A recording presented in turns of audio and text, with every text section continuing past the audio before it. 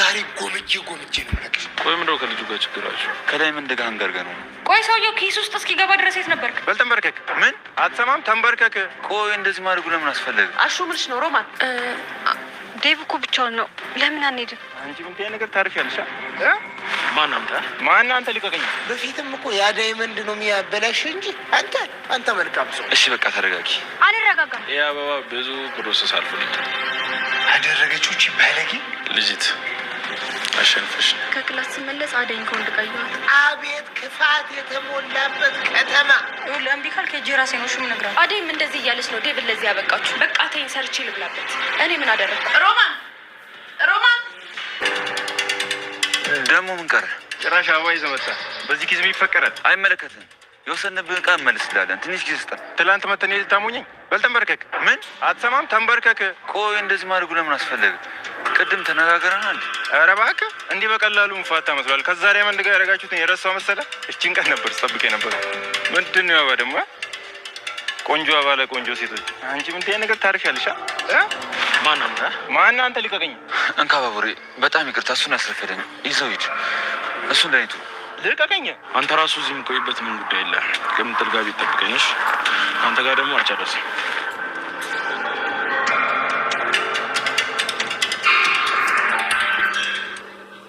ባቡሬ ለለሊ በብዙ አቅጣጫ ፍቅሩን እየገለጸ ይገኛል። እሷ ግን አሁንም ወንድሜ እያለች ትገኛል። ባቡሬም ጭራሽ ወንድምሽን ፈልጊ እያላት ይገኛል። ፍቅርም እኔ ቁጭ ብዬ ዴቭና አደይማ አይገባትም፣ ቆይ ምን ባረግ ነው እነሱን ልለያያቸው የምችለው እያለኝ ዛሬ ደግሞ ሌላ ጉድ አምጥታለች። ባቡሬና ከኪንጎ ጋር አየኋት በማለት እንግዲህ አንተ እዛ ገጠር ሄደሃል፣ እሷ እዚህ ግን ተወንድ ጋር በማለት ስልክ ደውላ ለዴቭ ልትናገር ስትል ዴቭ ግን ቀዩን ተጭኖ ነበር ያለፈው። ነገር ግን ፍቅር አሁንም ተስፋ አልቆረጠችም። ጭራሽ እናቷን ለምን አንቺ አትነግሪውም በማለት ነበረ ያማከረቻት። ሰላም ጤና ይስጥልኝ ውድና የተከበራችሁ ተመልካቾች እንዴት አላችሁ? እግዚአብሔር ይመስገን እኔ በጣም ደህና ነኝ። በያላችሁበት ሰላማችሁ ይብዛ እያልኩኝ ለዚህ ቻናል አዲስ ከሆናችሁ ሰብስክራይብ፣ ላይክ፣ ሼር በማድረግ ቤተሰብ ሁኑ። ዛሬ ደግሞ ሰራተኛዋ አደይ ክፍል 154ን ይዤላችሁ መጥቻለሁ። እስከ ቪዲዮ ፍጻሜ ድረስ አብራችሁ ቆዩ። ኪንጎ አበባ ግዛ በተባለበት እንግዲህ እንደተዘረፈ ይታወቃል። ምክንያቱም ከዳይመንድ ጋር የሰረቁት ሰውዬ መንገድ ላይ ስለያዘው ያለውን እንዲሁም ደግሞ ስልኩንም ጭምር ወስዶበት ነበረ። አበባ ግዛ ተብሎ እየተሰጠውንም የባቡሬን ብር ጨምሮ ነበር የወሰደበት። ኪንጎም ወደ አሹ ጋር በመሄድ እንግዲህ ብር ተበድሮ አበባውን ገዝቶ ይዞ ሲመለስ ነበረ ቪዲዮ ያለቀው። ሲመለስም ያው የስልኩን የወሰደበት ሰውዬ ነበረ መንገዱ ላይ የገጠመው። ይቺ አበባ ደግሞ ማናት? አንተም እንደዚህ አይነት ትችላለህ እንዴ? ይቺ አበባ ለቆንጆ ሴት ቆንጆ አበባ እያለ እንግዲህ አበባውን ይዞ አሁን ተንበርከክ እያለ ሲያስፈራራው ነበረ።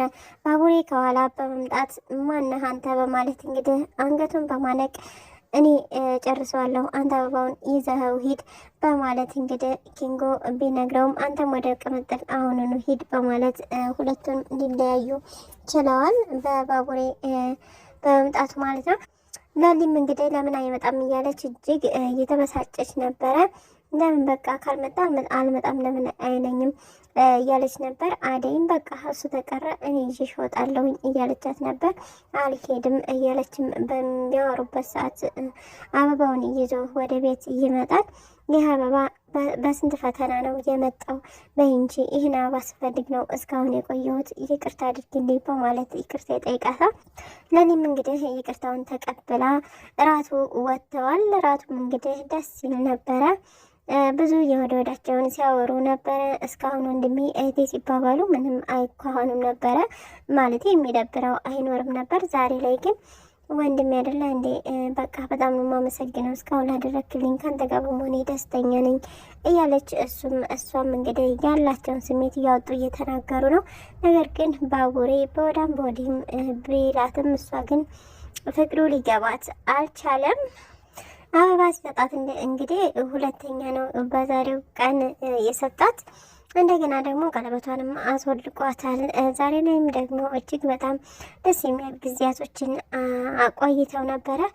አንቺን ካገኘ ወዲህ ደስተኛ ሆኛለሁ ብሎ እሱም ስለ ህይወቷ እሷም ስለ ህይወቷ ስላሳለፉት ነገር እያወሩ ነበረ።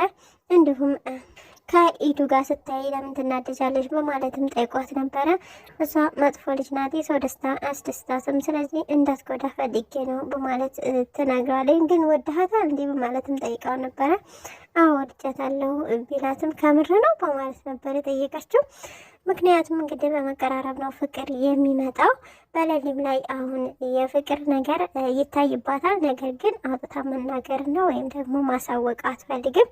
ነገር ግን በተለያዩ አጋጣሚዎች ትበሳጫለች፣ ልታጣው አትፈልግም። ካልመጣ ራሱ ቤት መቶ ካልጠየቃት ትንሽ ትበሳጫለች። ያ ደግሞ እንግዲህ የመውደዷን ምልክት የሚያሳይ ነው። ብዙ ከተጫወቱም በኋላ እንግዲህ እጇን ሲስማት በጣም በመደንገጥ እንሂድ በማለት ነበረ እየተነሳችው።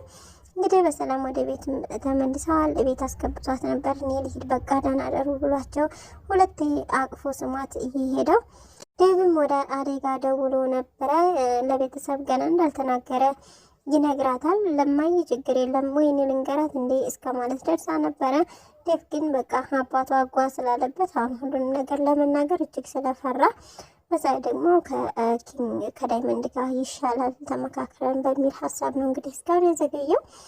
የአደይ እናት እንኳ ያን ያክል እምቢ የሚሉ አይመስሉም። አባቷ ግን እንዴት እንደሚፈቅዱ አይታወቅም። ምናልባትም ላይፈቅዱም ይችላሉ።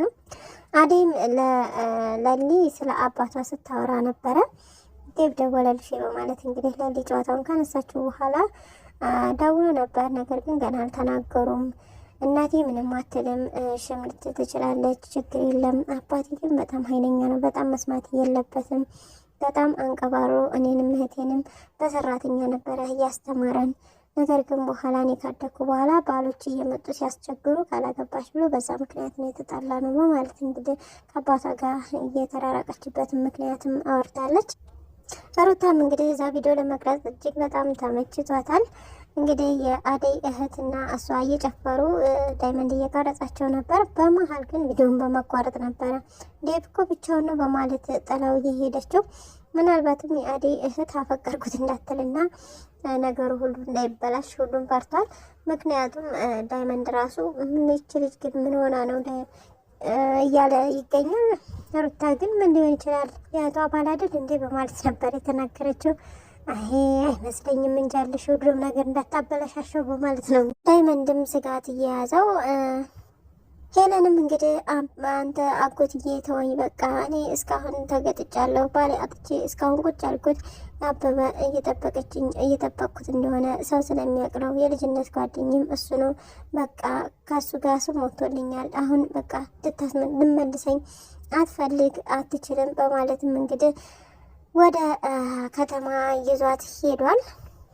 በሌላ በኩል ደግሞ ቅምጥል ናት። ቅምጥል እንግዲህ ኪንጎ ወደ እሷ እያለከለከ እየሮጠ በመጣ ሰዓት ምን ሆነ ነው ሁለተኛ ከሰው ተጣልተህ እየሮጥክ እንዳትመጣ እዛው መጋፈጥ አለብህ፣ ማን ነው እሱ እያለች እንግዲህ ከቤት ወጥታ እስከ መጣላት ልትደርስ ነበር። ነገር ግን ሰውየው ልታገኘው አልቻለችም።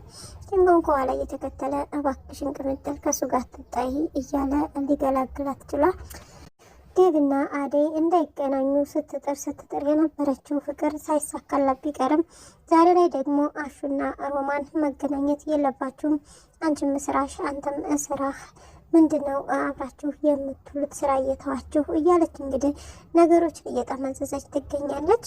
የፍቅርም እናት ታያቸው እንጂ ደግሞ ከኛ እዚህ ከመምጣታቸው በፊት ነው የሚተዋወቁት። ስለዚህ ቢያወሩ ምን ችግር አለው ብትላትም አይ ወንድም እያሉ ነው አዴና ዴቭም እዚህ የደረሱት፣ ስለዚህ ብታስቆሚያቸው ይሻላል እያለች እንግዲህ ለሮማንና ለአሹ መከራ ሆናለች። አሹን በዚህ እጅግ በመበሳጨቱ ለምንድን ነው እንደዚህ የምትይው በማለትም ፍቅርን ተቆጥቷት ነበረ። ሲቆጣትም የፍቅር እናት ትደርሳለች። ምንድን ነው እንደሚያደርጋቸው በማለት ትናገራለች።